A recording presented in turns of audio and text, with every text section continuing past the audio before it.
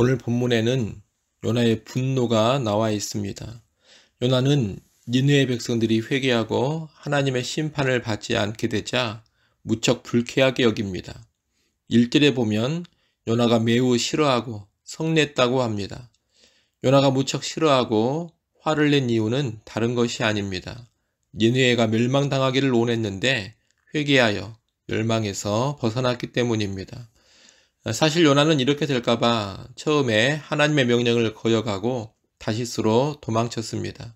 그런데 우려했던 대로 니느웨가 멸망을 피하게 되자 화가 난 것입니다. 이를 보면 요나는 처음부터 지금까지 한 번도 자기 뜻을 꺾지 않았음을 알 수 있습니다.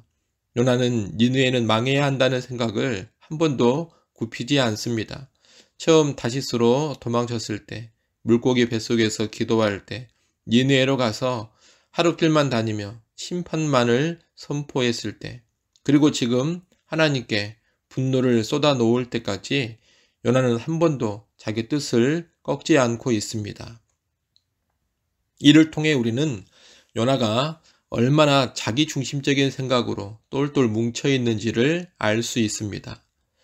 요나가 이런 모습을 보이는 가장 큰 이유는 자기의, 곧 자신은 의롭다는 생각 때문입니다. 요나는 자기 자신을 볼 때는 죽어 마땅한 자라고 결코 생각하지 않습니다. 그에 반해 니느웨 사람들은 악인 중에 악인이어서 반드시 죽어야 한다고 생각합니다. 하지만 우리가 쭉 봤던 것처럼 요나가 얼마나 하나님께 불순종하고 있습니까? 또 얼마나 고집스럽게 행하고 있습니까? 그로 인해 이미 죽음의 문턱까지 갔다 왔던 사람입니다. 그런데도 여전히 자기는 괜찮은 사람이고 자신의 죄는 용서받는 것이 당연하다고 생각합니다. 그러면서 니느웨 사람들은 절대로 용서받으면 안 되고 다 죽어야 한다고 생각하고 있습니다. 그러니 하나님이 니느웨를 살리시는 것을 보고 요나는 화가 나는 겁니다. 2절에서 요나가 기도하며 하는 말이 쭉 나오는데 여러 가지 하나님의 성품을 언급하고 있지만 이것은 사실 하나님을 찬양하는 것이 아닙니다. 하나님을 비꼬는 말입니다. 하나님을 비아냥거릴 정도로 요나는 자기 의에 사로잡혀 있습니다. 그러면서 요나는 무슨 말까지 하느냐? 3절에 보면 니느웨가 심판을 피하는 꼴은 살아서 못 보겠으니 차라리 나를 죽이라고 합니다. 한 인간이 이 정도 모습을 보이면 정말 꼴불견이 아닐 수 없습니다. 꼴불견을 넘어서서 너무나 무례하고 방지합니다. 한마디로 요나의 완악함과 교만이 보통이 아닙니다. 만약 우리가 하나님이라면 이런 요나를 어떻게 할 것 같습니까? 아마 우리가 하나님이라면 이런 요나를 바로 쳐 죽여버릴 것입니다. 그런데 하나님은 하나님 자신을 향해 이렇게 무례한 태도를 보이는 요나를 향해서 뭐라고 하시느냐? 4절에 보면 네가 성내는 것이 옳으냐? 이 한마디만을 하십니다. 요나의 불만과 분노에 진노하실 수 있지만 그렇게 하지 않으십니다. 참으로 자비롭고 노하기를 더디하시는 하나님이십니다. 대신에 하나님은 요나를 가르치기 위한 작업을 진행하십니다. 요나는 여전히 화가 나 있지만 니느웨 성을 지켜보기로 합니다. 이것은 혹시라도 다시 니느웨에 심판이 임하지 않을까 하는 기대 때문입니다. 요나는 니느웨 성읍의 동쪽으로 가서 초막을 짓고 더위를 피합니다. 이전에 큰 물고기를 예비하셨던 하나님은 이번에는 박넝쿨을 예비하십니다. 이 박넝쿨은 요나에게 그늘이 되어 주어서 요나의 머리를 내리쬐는 햇볕의 고통에서 벗어나게 해주었습니다. 그래서 요나는 이 예기치 않은 박넝쿨을 보고 크게 기뻐합니다. 그런데 하나님은 이어 벌레를 준비하셔서 박넝쿨을 다 갉아먹어버리게 하십니다. 그리고 바로 이어 동풍을 또 준비하셔서 뜨거운 바람이 불게 하십니다. 이에 요나는 뜨거운 햇볕에 노출되고 뜨거운 바람까지 맞으면서 괴로워 죽을 지경에 처합니다. 이 괴로움으로 인해 요나는 또 화를 내면서 뭐라고 하느냐? 8절 하반절 말씀 보십시오. 거기 보면 스스로 죽기를 구하여 이르되 사는 것보다 죽는 것이 내게 낫다고 합니다. 여러분, 요나는 이전에 니느웨에 심판을 선포하러 가기 싫어서 차라리 죽기를 바랬습니다. 자기가 원하는 대로 하고 싶어서 니느웨에 가느니 차라리 죽겠다고 했습니다. 또 자기가 원했던 니느웨의 심판이 임하지 않자 화를 내면서 죽기를 원했습니다. 니느웨가 사는 꼴을 보느니 내가 차라리 죽어버리겠다고 했습니다. 그 요나가 이제 자기가 원하고 기뻐했던 박농쿨이 없어져 고통을 당하니 또 죽기를 바랍니다. 이런 모습들은 요나가 얼마나 자기중심적인 사람인지를 여실히 보여줍니다. 요나는 여하튼 자기 마음에 들지 않으면 짜증을 내고 화를 내고 죽어버리겠다고 하는 사람입니다. 걸핏하면 나 죽어버리겠다고 하니 철이 없어도 너무 없는 어린애를 보는 것 같습니다. 요나는 철딱서니였고 떼쓰는 어린애처럼 너무나 자기중심적이고 자기 자아로만 똘똘 뭉쳐있는 사람인 것입니다. 하나님은 이런 요나에게 다시 묻습니다. 9절 상반절을 보십시오. 하나님이 요나에게 이르시되 내가 이 박농쿨로 말미암아 성내는 것이 어찌 옳으냐. 이 요나가 뭐라고 답합니까? 내가 성내어 죽기까지 할지라도 옳으니이다. 요나의 대답이 참 맹랑합니다. 죽기까지 화를 내도 옳다고 합니다. 자신의 생각, 자신의 행동은 아무 문제가 없다는 것입니다. 대체 내가 무엇을 잘못했느냐, 이런 태도입니다. 이런 요나에게 하나님은 10절, 11절 말씀을 하십니다. 10절, 11절 말씀 함께 읽습니다. 여호와께서 이르시되 내가 수고도 아니하였고 재배도 아니하였고 하룻밤에 났다가 하룻밤에 말라버린 이 박농쿨을 아꼈거든.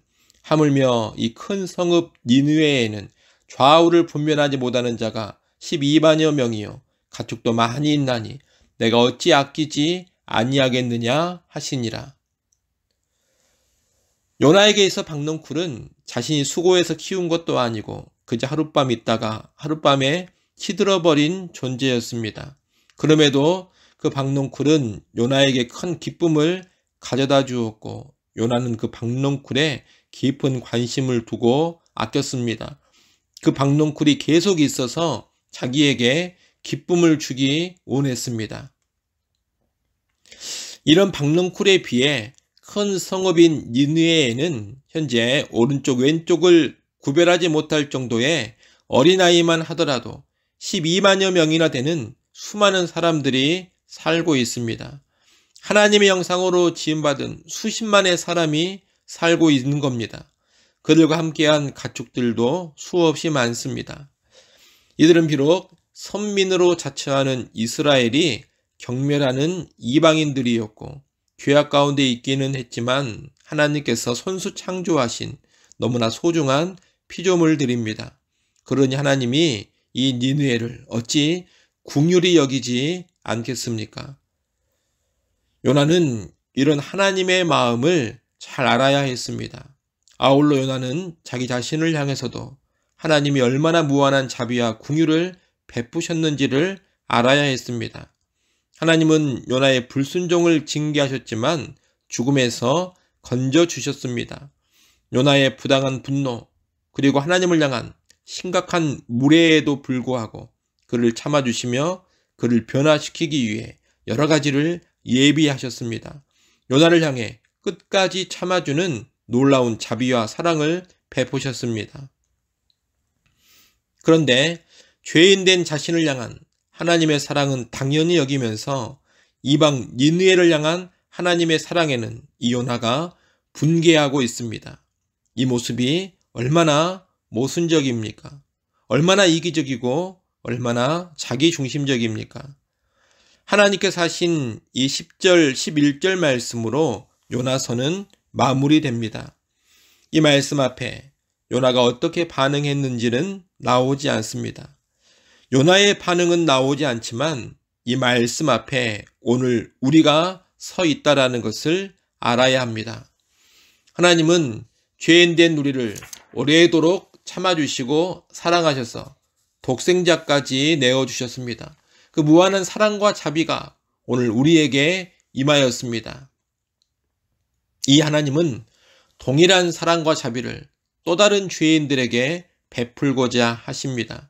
우리를 향해 그들에게 가서 복음을 전하며 그들을 사랑하고 섬기라고 명령하십니다.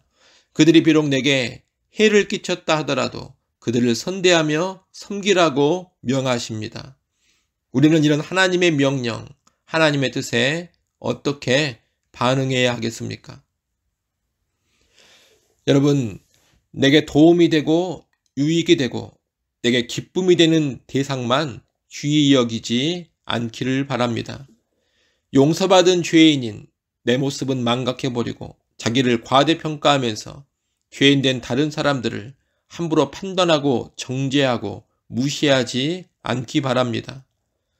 하나님이 사랑하며 귀히 여기는 대상을 나도 귀하게 여기고 용서받은 죄인으로서 또 다른 죄인들을 하나님의 마음으로 긍휼히 여기며 사랑하시기 바랍니다.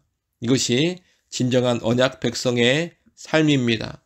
언약 백성은 그런 사랑으로 내 주변의 사람들을 비롯해서 세상의 모든 나라, 모든 민족을 대해야 하는 것입니다. 여러분, 혹시라도 내가 미워하고 싫어하는 내 주변에 어떤 사람이 있지는 않습니까? 또 우리나라나 민족의 특별한 상황으로 인해서 미워하고 증오하는 어떤 나라, 어떤 민족이 있지는 않습니까? 여러분, 그러한 미움과 그러한 증오를 내려놓으시기를 바랍니다. 하나님의 사랑을 무한하게 받은 자로서 또 하나님의 마음을 이해하고 내 주변 사람들로 시작해서 온 세상 모든 나라를 향하여서 사랑의 마음을 품기를 바랍니다.